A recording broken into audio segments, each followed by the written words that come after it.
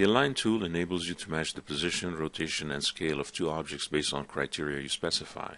When you need to align two objects, you select the object you wish to relocate first, and then using the Align tool you click on the target object.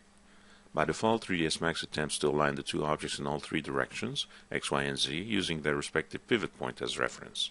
In this case, the pivot points of the building blocks happen to be at their bottom centers. You can change the reference to align the two objects based on their 3D centers.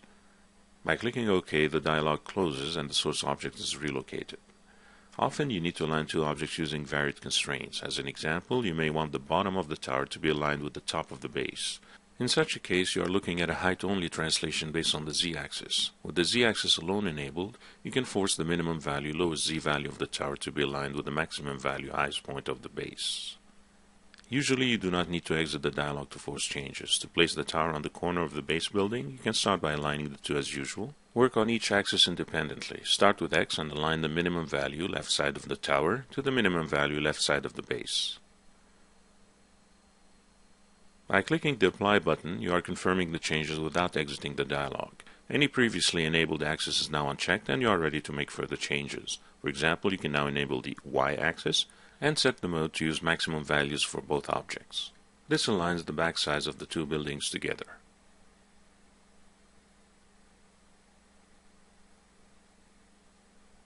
In addition to aligning in position mode, you can also reorient one object to another. Center back the tower to the base by aligning it in X and Y center to center.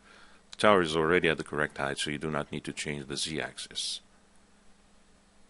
Using the Move tool, set the coordinate system to local mode. This will let you properly view the orientation of the selected object.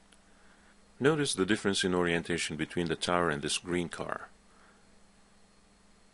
You can align the orientation of the tower to that of the car without relocating the tower at all. With the tower selected, use the Align tool and choose the car as a target. By default, the Align tool tries to relocate the source object based on the last align command you used. Disable all axes in the position group. The tower goes back to its original place. Align the orientation using the X-axis. The X-axis is now the same for both objects, but the tower is vertically flipped. Also, the Y and Z axes don't match. Repeat the procedure, only this time make sure both X and Y are enabled.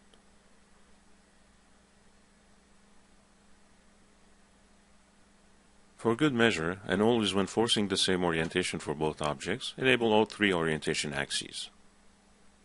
The tower, like the car, is now rotated 45 degrees.